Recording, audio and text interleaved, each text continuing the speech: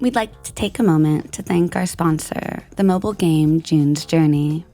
Gaming has never been something that was a priority to me, but in these increasingly stressful times, and while researching increasingly stressful cases, I found that I need something to take my mind off of all the darkness and turmoil in the world.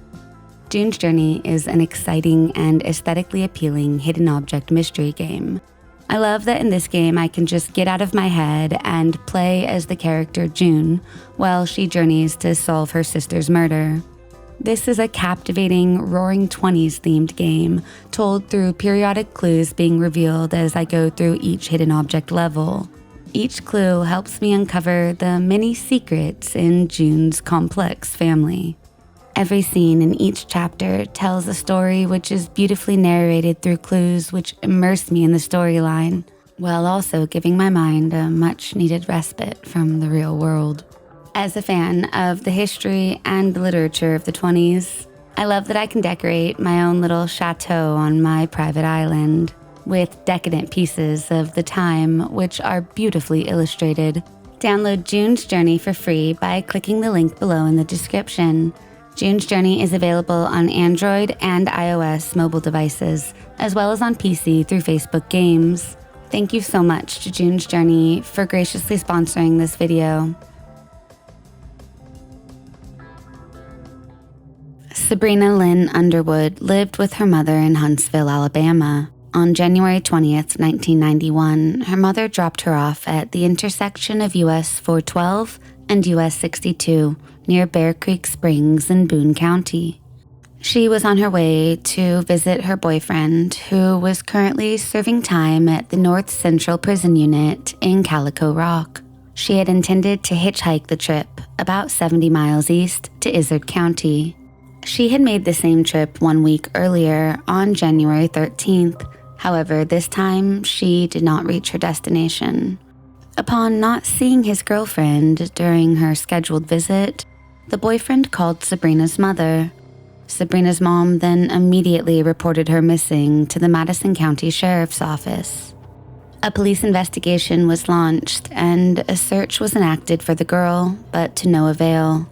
3 months later, on April 8th of 1991, in Fulton County near the Gum Springs Cemetery, roughly 140 miles from Sabrina's home in Huntsville, 2 turkey hunters stumbled upon a bundle of clothes. The hunters notified the police and soon found human remains nearby.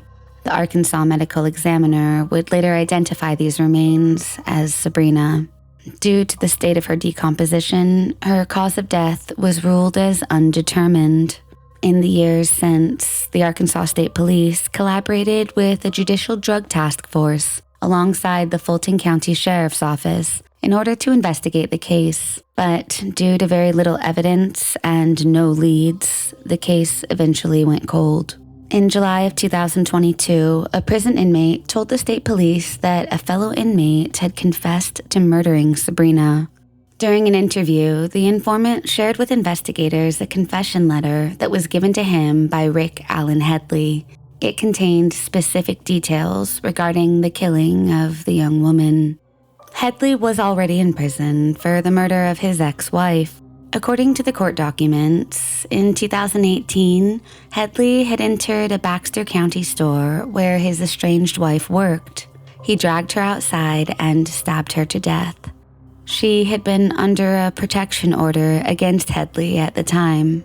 Headley took a plea deal and was sentenced to life in prison without the possibility of parole.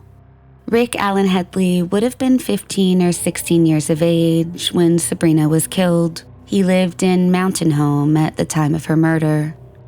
Detectives interviewed Headley in prison the next month, and he said that he admitted to writing the confession letter and that he had picked up Sabrina in Belafonte when he was headed to Mountain Home. The letter detailed that he had given Sabrina a ride after meeting her in a gas station. Headley said in the letter that Sabrina had attempted to extort him, and points at that as the reason he callously took her life. In the letter, he reportedly described how he killed Sabrina, hiding her body and getting rid of the knife he used to stab her. In the letter, he says that after killing her, he continued to his apartment in Mountain Home, put his clothes in a trash bag, showered, and then disposed of his clothing in a dumpster behind the mall. Headley said that he had written the letter because he, quote, wanted to get the murder of Sabrina Underwood off his chest. In his interview, Headley said that he had hoped nobody else had already been arrested for her murder. The investigator stated in a later court affidavit that Headley's description of the murder scene matched exactly to the evidence that had been gathered in the 1991 case. Headley also positively identified Sabrina after the investigator showed him a series of pictures. He is set to appear in Fulton County Circuit Court on November 13, 2023. He is brought up on charges of first-degree murder in connection to Sabrina Underwood's death. Of this turn of events, the lead investigating officer said, quote, Sabrina's family still suffers from this pain of her absence, but we hope this week's arrest will provide them with some comfort and long-sought answers.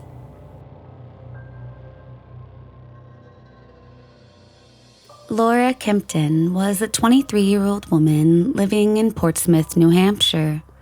She was described as an outgoing, free spirit with a vibrant personality. Laura was an aspiring model and was studying to be a hairstylist at the Portsmouth Beauty School. She had a love for new wave fashion, reflected in her unique and expressive style. Most recently, she had been living alone at a ground floor apartment on 20 Chapel Street. Laura did not have a boyfriend, but enjoyed socializing and dating. Besides studying, she also worked at a shop called Marco Polo, a novelty gift store located on Market Street. On Saturday night, September 26th in 1981, Laura was out with her friends at the Riverside Club, a popular dance venue. She met a man and the two hit it off. As the night drew to a close, Laura extended an invitation to the man to accompany her back to her house. He would end up staying the night. Recounting the events to the authorities later, the man mentioned that he had observed Laura's cautious behavior. She ensured that her door was securely locked, even when they briefly stepped out at 2 a.m. to grab food. Before turning in for the night, he recalls that she double-checked that her door was indeed locked. With Laura's work starting at 10 a.m., she bid farewell to the man and headed off to her job at Marco Polo. After her shift concluded at 7 p.m., Laura returned home. Later, at 9 p.m., she went out with her friend Karen Weiss to Luca's restaurant, situated in downtown Portsmouth. The two enjoyed a live band performance, and Karen recalls nothing out of the ordinary happening during their time. They departed between 1 and 1:30 a.m., walking back to Laura's apartment together. While Laura suggested that Karen spend the night, Karen declined as she had an early shift the following morning. They said their goodbyes, and Karen departed for her own home. Little did Karen know this would be the last time she would ever see her friend again. The following morning on September 28, 1981, Portsmouth officer Ron Gravois arrived at Laura's apartment in order to serve a summons for parking violations. As he went to knock on the front door, he noticed that the upper left section of the door paneling was missing, and through the opening, he saw a body on the floor, partially covered with a blanket. He immediately called for backup.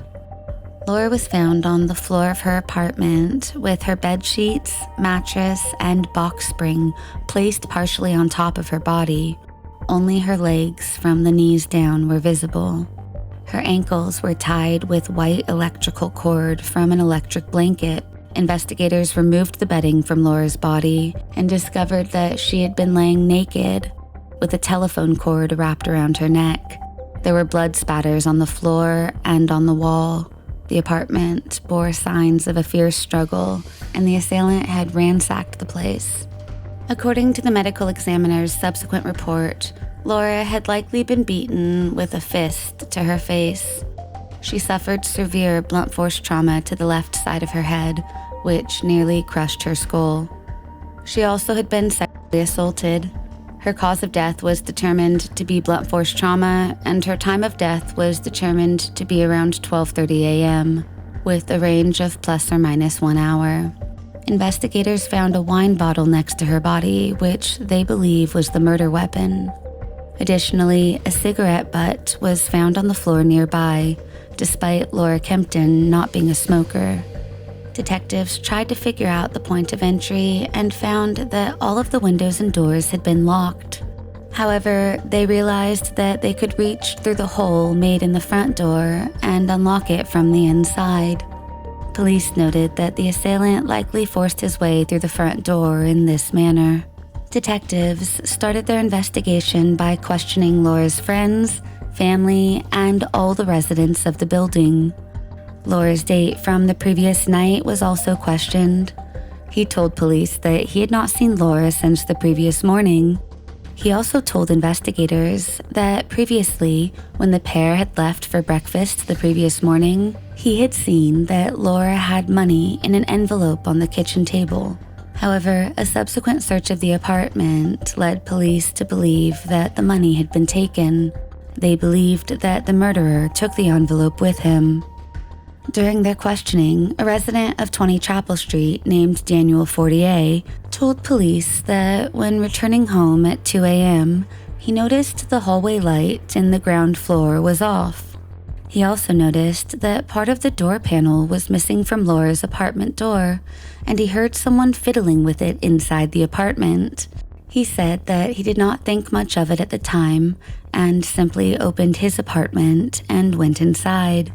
Another resident of the building told police that he had noticed early in the morning that the hallway light was off. When he attempted to replace the bulb, he realized that it had been recently loosened by someone. Other residents in the building confirmed that Laura's door had not been damaged prior to that morning. Investigators concluded that the perpetrator responsible for her death had used the hallway mailbox to break the door, as a fragment of it was discovered lodged within the door. Subsequently, the police located a homeless individual named Arthur Edwards, who had occasionally sneaked into the hallway of the building at 20 Chapel Street in order to sleep. He told police that on that night while he was sleeping in the building's hallway, a loud crash awakened him. He then overheard what he believed to be an argument between a man and a woman. Concerned that he might face repercussions for sleeping in the building if the police were called, Arthur decided to leave and headed to the park instead. While passing by Laura's door, he observed that it was slightly ajar and that some of the hallway was dark. Police collected crime scene evidence. Biological samples, including swabs and skin scrapings, were sent to a New Hampshire State Forensic Lab.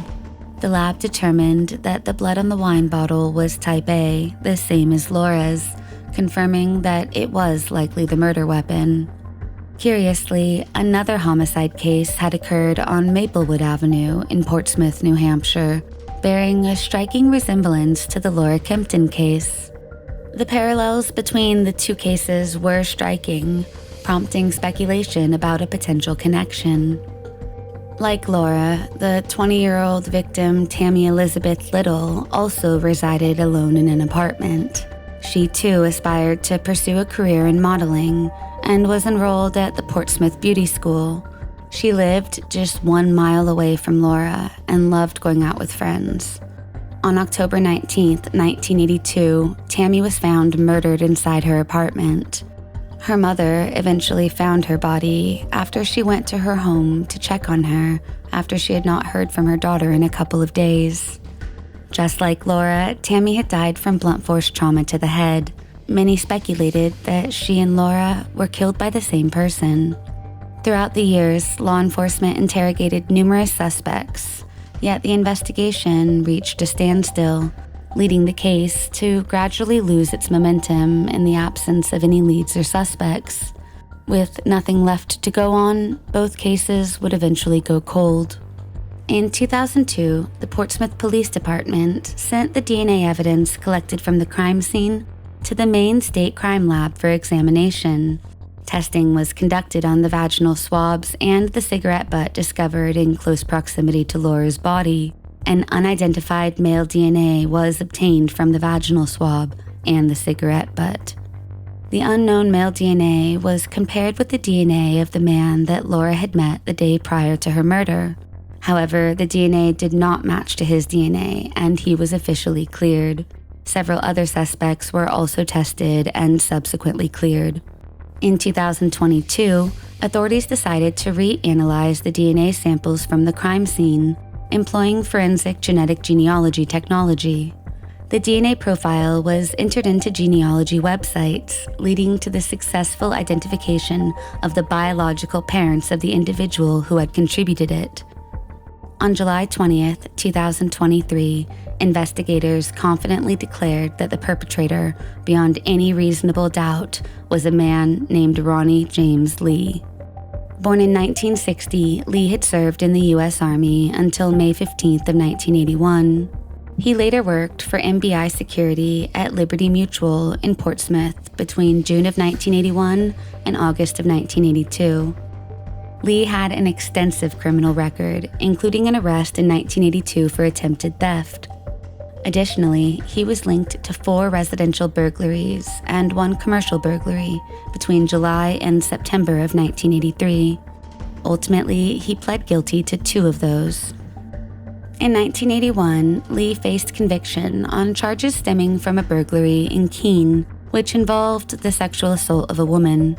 During the robbery, a young woman who was present at the time awoke at approximately 3:30 a.m. to find the intruder touching her. She recalls that she saw Ronnie hovering over her and screamed, subsequently waking her roommate. Lee fled the scene, taking with him a number of items he had stolen from the house, including cash and jewelry. Lee was sentenced to the New Hampshire State Prison and was incarcerated from December of 1987 to July of 1990. Police speculated that Lee, who was 21 at the time of Laura's murder, had broken into her apartment by first loosening the light bulb near Laura's residence, and then using a broken piece of metal from the hallway mailbox to pry open a wooden panel on her front door, thus gaining entry. However, Lee was unable to be tried for his crime as he passed away in February of 2005 from acute cocaine intoxication. As a result, he cannot be formally charged. The New Hampshire Attorney General confirmed that had Lee been alive, he would have faced first-degree murder charges for knowingly causing Laura's death in connection with a sexual assault. The case was finally considered solved after 41 years. During the press conference regarding Laura Kempton, the Portsmouth police chief refrained from commenting on the 1982 murder of Tammy Little. He says that presently, her case remains unsolved. Laura Kempton will continue to be remembered by her family as a lively, sociable woman with an exceptional sense of humor, greatly missed by numerous friends and relatives. Thank you so much to June's Journey for graciously sponsoring this video. And guys, don't forget to check out June's Journey now by clicking the link in the video below. If you like what we do and want to see more, don't forget to hit the subscribe button. Thank you so much to our patrons. If you would like to support this channel, you can visit the link in our bio below.